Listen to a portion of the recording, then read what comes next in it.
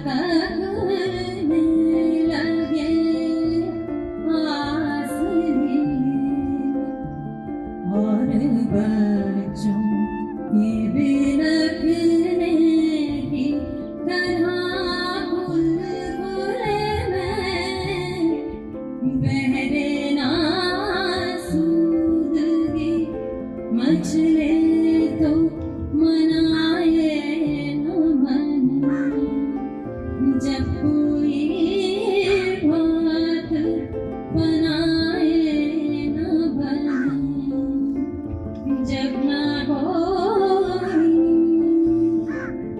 बात चले, जिस घड़ी रात चले, जिस घड़ी रात चले, जिस घड़ी मातमी सुनसान सिया रात चले, तुम मेरे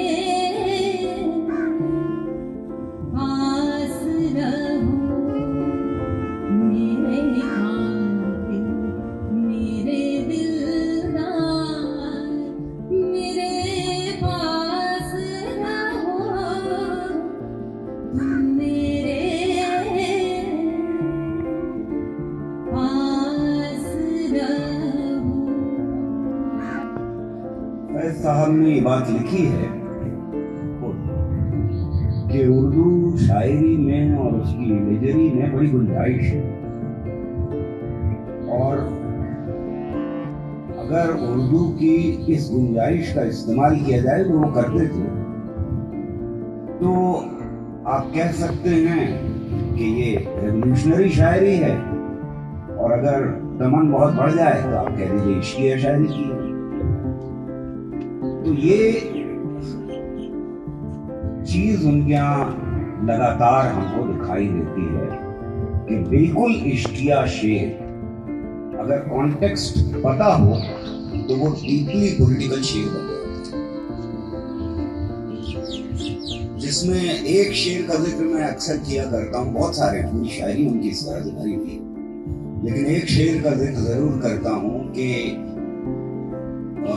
अब किसी लैला को भी इकरार महबूबी नहीं, इन दिनों बदनाम है हर एक दीवाने का। ये बिल्कुल इश्किया शेर, प्योरली, अगर कॉन्टेक्स्ट नहीं पता। पाकिस्तान में आज जो हिंदुस्तान में हो रहा है वो बहुत पहले पाकिस्तान में हो चुका है, तो ऐसे में जब लेफ्ट के लोग, जब प्रोग्रेसिव लोग और फैज साहब वगैरह उनके दोस्त पकड़े जा रहे थे और अरेस्ट हो रहे थे लगातार, तो लोगों ने रिश्ते रखने बंद कर दिए थे। जो आज हमारे हिंदुस्तान में हम लोग सब एक्सपीरियंस कर रहे हैं वो वहां पहले हो चुका है। तो उसके ऊपर फैज साहब लिखते हैं, अब किसी लैला को भी इकरार महबूबी नहीं, इन दिनों बदनाम है हर एक दीवाने का नाम। अगर आपके घर पे रेड हो जाए तो आपके रिश्तेदार भी आपको पहचानने से मना कर। ये नज्म खासतौर से मेरे दिल के बहुत करीब नज्म है, बहुत छोटा था तब याद हो, और बहुत जमाने तक मैंने बताया जब ये सिलेक्ट कर रही थी तो मैंने कहा ये बहुत अलग नज्म है मेरे लिए, तो मैं याद करके और बड़ी जल्दी लोगों को सुनाया करता था। अक्सर महफिलों में इधर उधर स्टेज पे भेज दिया जाता था, सुनाओ नज्म वगैरह, पर इसके मतलब नहीं पता, और मुझे ये पता जरूर था कि बहुत लोगों को बहुत गलत मतलब पता इसके, और बड़े कयास आराइयां लोग लगाते रहे कि ये क्या है। इसका शुरू का हिस्सा बिल्कुल इश्किया है, और ये आखिर के बंद में जाके खुलती है अगर आपकी समझ में आए। और मुझे ये लगभग 15-20 साल बाद एक दिन आराम से बैठा हुआ था IIT में कमरे में, मुझे अभी भी याद है, उस वक्त जहन में गुनगुना रहा था इसको, और एकदम से मीनिंग डाउन अपॉन लाइक अ थंडरबोल्ट। इसका मतलब यह है कि मैं मिडिल क्लास का शायर, मैं तेरे लिए खूबसूरत नज़में लिख सकता हूँ, गजलें लिख सकता हूँ, तुझे हिकायत सुना सकता हूँ, कहानियां बता सकता हूँ, कैसे मगरूर हसीनाओं के बरकाब से जिस्म गर्म हाथों की हरारत से पिघल जाते हैं बता सकता हूँ, ये सब कुछ कर सकता हूँ, पर मैं तेरे दुख की दवा नहीं कर सकता। मैं मिडिल क्लास का शायर, सिर्फ और सिर्फ वर्किंग क्लास, तू अपने लिए रेवोल्यूशन ला सकते हैं। मैं रेवोल्यूशन में साथ दे सकता हूँ।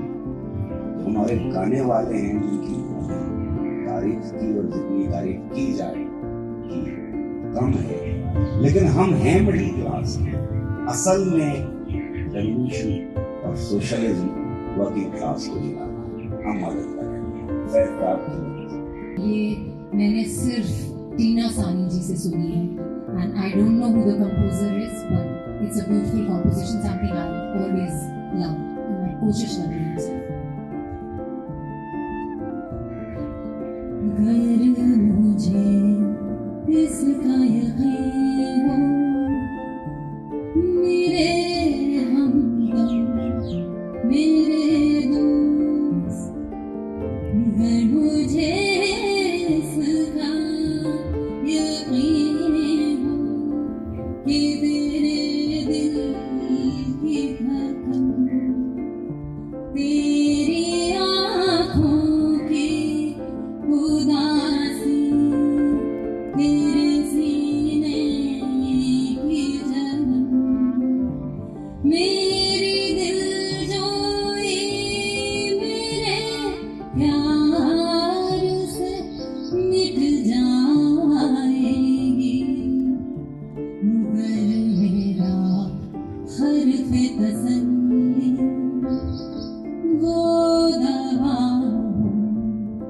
जिससे जी उठे फिर तेरा उजड़ा हुआ बेनूर दीवान, तेरी पेशानी से धुल जाए ये तज़रीर के दाग, तेरी बीमार जवानी को शफा हो जाए,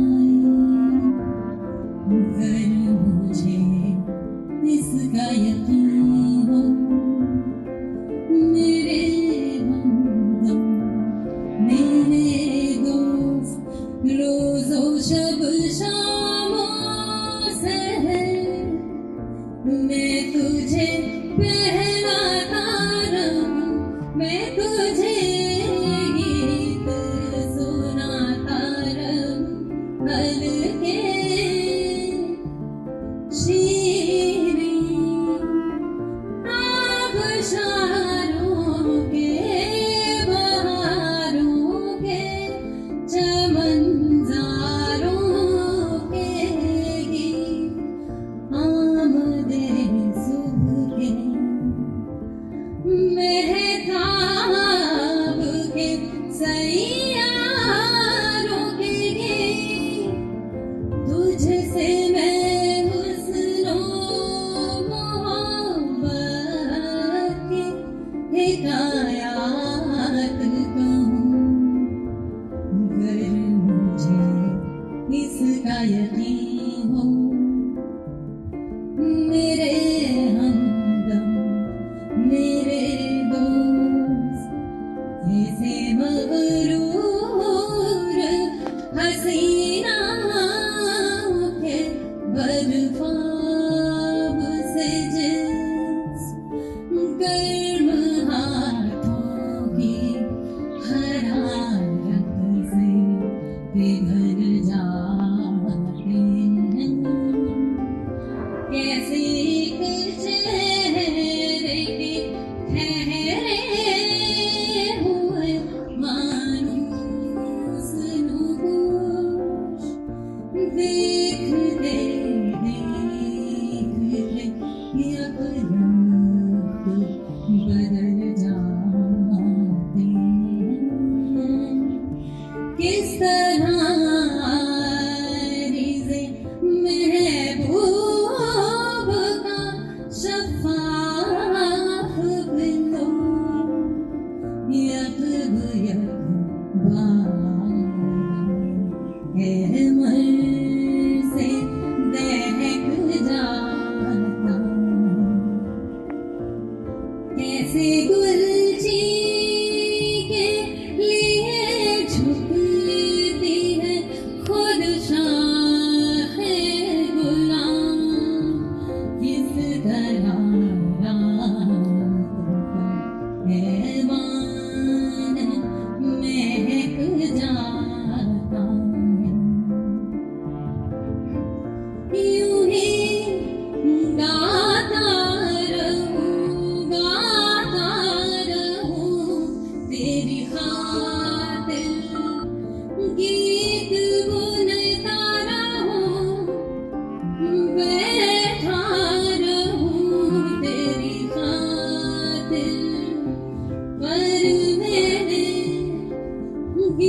तेरे दुख मुदाबाही नहीं नगमा जरा नहीं नूरे सोहम आसनी गीत नश्वर तो नहीं उमर हमें आज़ार सही तेरे आज़ार का तेरे आज़ार का चारा नहीं नश्तर के सिवा और ये सफ़ात मसीहा मेरे कब्ज़े में नहीं इस जहाँ के किसी ज़रूर के कब्ज़े में नहीं हाँ मगर तेरे सिवा तेरे सिवा तेरे सिवा ऑलमोस्ट आर्म्ड रेवोल्यूशन कॉल दे रहे हैं फैसला इस जो उनके यहाँ और नज़ों में नहीं मिलती मुश्तर के सिवा। बहरहाल अगली नज़्म आप सब जानते हैं बाबा जवान। जो भी करीब गया होगा सीए मूवमेंट के उससे जरूर सुनी होगी, बहुत गाई गई। मुश्किल अल्फाज है इसके, धुन बहुत खूबसूरत है, जाहिर है। इस नज़्म का किस्सा जो उनकी बेटी ने बयान किया वो बहुत बार सुना चुका हूँ, एक बार फिर दोहरा देता हूँ आपके सामने कि फैज साहब के दांत में दर्द था और उन्होंने शोर मचा रखा था कि मुझे डॉक्टर के पास जाना है।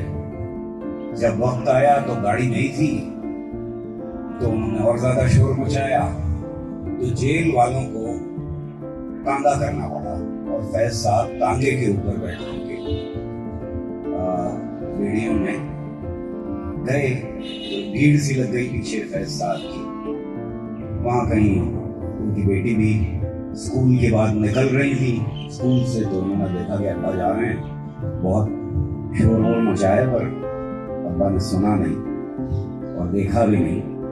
वो ये नज़्म लिखने में मशहूर थे। तो शायर कब कैसे कहाँ कौन सी बड़ी नज़्म पैदा करता है और वो इतना डूब जाता है कि न उसे भीड़ की चिंता रहती है और न बेटी की टीम से उसकी। आज बाज़ार में बाबा जाना चलो आज